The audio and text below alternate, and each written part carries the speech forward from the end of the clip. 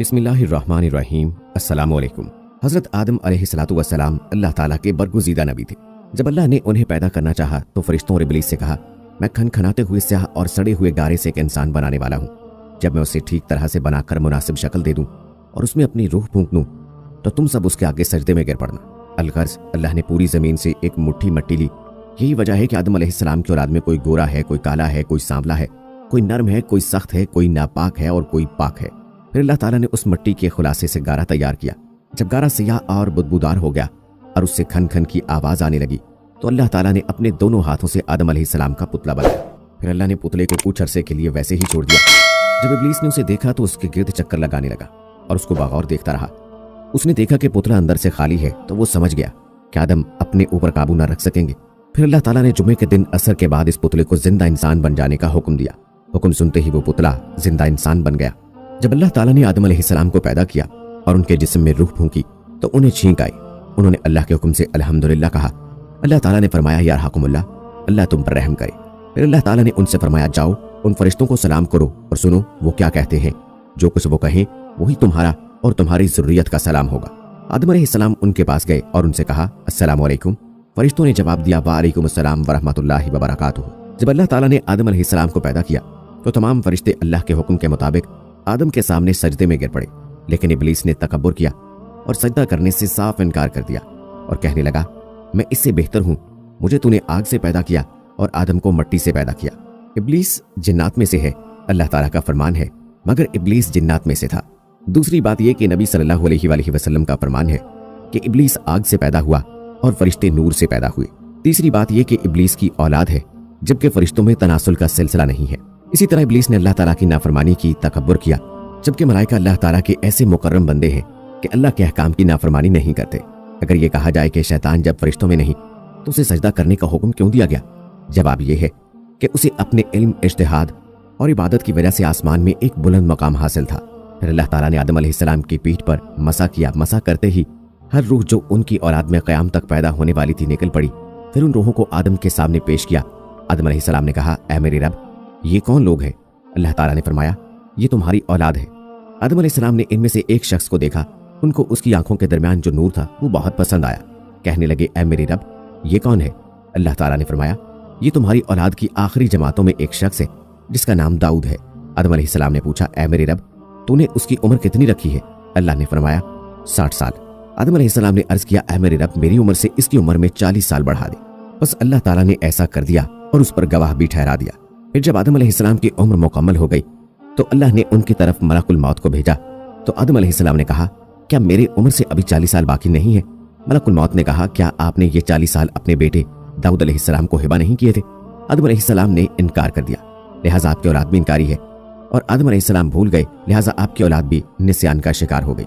इसी तरह अल्लाह ताला ने आदम अलैहिस्सलाम की पोस्ट से निकलने वाली औलाद से मैदान अरफात में अहद लिया। अल्लाह ताला ने जितनी मखलूक पैदा करनी थी उनको आदम के आगे चूंटियों की तरह फैला दिया। फिर उनसे बिलमुशाफा गुफ्तगू फरमाई। इसके बाद अल्लाह ताला ने आदम अलैहिस्सलाम की पसली से उनकी बीवी को पैदा किया ताकि आदम उनसे सुकून हासिल करे। फिर अल्लाह ने उन्हें जन्नत में रहने का हुक्म दिया।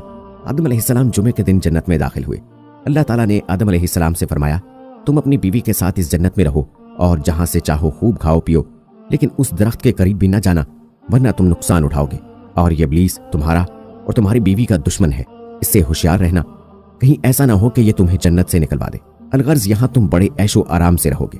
आदम अलैहिस्सलाम और उनकी ज़ौजा जन्नत में बड़े आराम से रह रहे थे, लेकिन इब्लीस उनके पीछे लगा हुआ था। उसने आदम अलैहिस्सलाम से कहा, ऐ आदम, मैं तुम्हें ऐसा दरख्त न बताऊं कि जिसको खाकर तुमको ऐसी सल्तनत मिल जाए जिसमें कभी ज़ौफ न आने पाए।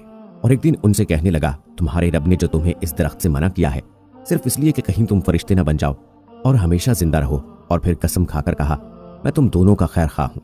अलगर्ज अल्लाह ताला ने जो अहद आदम अलैहिस्सलाम से लिया था आदम अलैहिस्सलाम उसे भूल गए और इब्लीस ने बिलाखिर उनको वरगला ही दिया। आदम अलैहिस्सलाम की ज़ौजा मुतहरा सैयदा हवा ने पहले दरख्त से खाया और आदम अलैहिस्सलाम को तरगीब दी। बिलाखिर दोनों ने दरख्त से खा लिया। इसीलिए नबी सल्लल्लाहु अलैहि वसल्लम ने फरमाया, अगर हवा ना होती तो कोई औरत अपने खाविंद के साथ खयानत ना करती। दरख्त से खाना ही था कि उनकी शर्मगाहें एक दूसरे के सामने जाहिर हो गई। ये देखकर उन्होंने जन्नत के पत्ते अपने ऊपर चिपकाने शुरू कर दिए। अल्लाह ताला ने उन्हें पुकार कर फरमाया, क्या मैंने तुम दोनों को इस दरख्त के खाने से मना नहीं किया था? और मैंने तुमसे नहीं कहा था कि शैतान तुम दोनों का खुला दुश्मन है, उससे होशियार रहना। अल्लाह ताला ने आदम अलैहिस्सलाम को तवीलुल कामत पैदा किया था। सर में बाल घने थे जब उन्होंने इस दरख्त से खा लिया तो उनका लिबास अलहदा हो गया, उनका सतर नजर आने लगा। वो भागे तो एक दरख्त ने उनके बाल पकड़ लिए और इससे झगड़ने लगे। अल्लाह ताला ने फरमाया, ऐ आदम, मुझसे भागते हो? आदम ने अर्ज किया, तुझसे शर्म आती है इस नाफरमानी की वजह से। अल्लाह ताला ने फरमाया, तुम यहाँ से उतर कर नीचे चले जाओ, अब तुम्हें कुछ अरसे के लिए जमीन पर रहना है और वहीं फायदा उठाना है।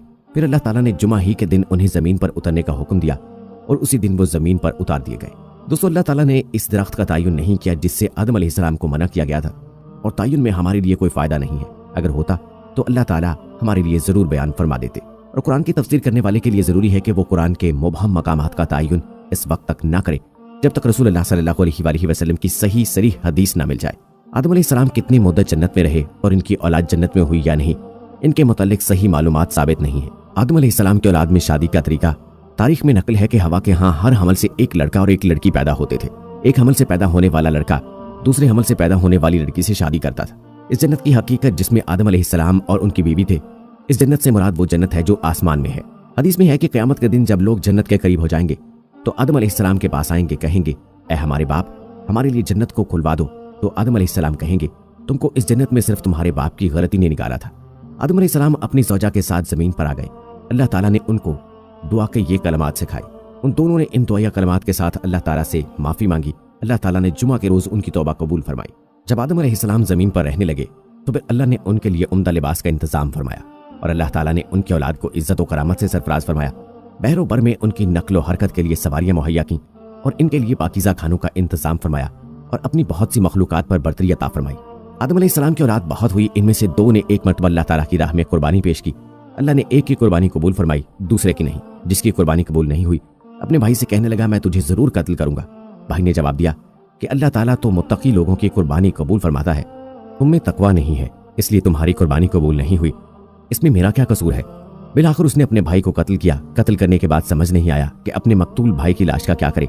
अल्लाह ताला ने एक कौवा भेजा जो जमीन पर उतरकर जमीन को कुरेदने लगा। कातिल भाई ने कौवे से सीखा कि किस तरह अपने भाई की लाश को छुपाए। फिर अपने इस फेल पर बहुत नादम हुआ और अफसोस किया। कातिल का नाम काबिल था, मकतूल का नाम हाबिल था। काबिल पहला शख्स है जिसने बनी आदम में कत्ल को जारी किया। आदम अलैहिस्सलाम बहुत रोए इस कत्ल पर और अफसोस किया। आदम अलैहिस्सलाम की उम्र अल्लाह ताला ने 1000 साल रखी थी। आदम अलैहिस्सलाम ने 40 साल अपनी उम्र में से दाऊद अलैहिस्सलाम को हिबा किए थे। जब आदम अलैहिस्सलाम की उम्र पूरी हो गई तो मलकुल मौत उनके पास आया। आदम अलैहिस्सलाम ने कहा, क्या मेरी उम्र के अभी 40 साल बाकी नहीं है? मलकुल मौत ने कहा कि आपने 40 साल अपने बेटे दाऊद को नहीं दिए? रसूलुल्लाह सल्लल्लाहु अलैहि वसल्लम ने फरमाया, आदम ने इनकार किया, उनकी औलाद भी इनकार करती है। वो भूल गए, उनकी औलाद भी भूलती है। बहरहाल अल्लाह ताला ने आदम अलैहिस्सलाम की उम्र 1000 साल कर दी और दाऊद अलैहिस्सलाम की उम्र 100 साल कर दी। हाबिल के मरने के बाद अल्लाह ताला ने आदम अलैहिस्सलाम को एक बेटा दिया।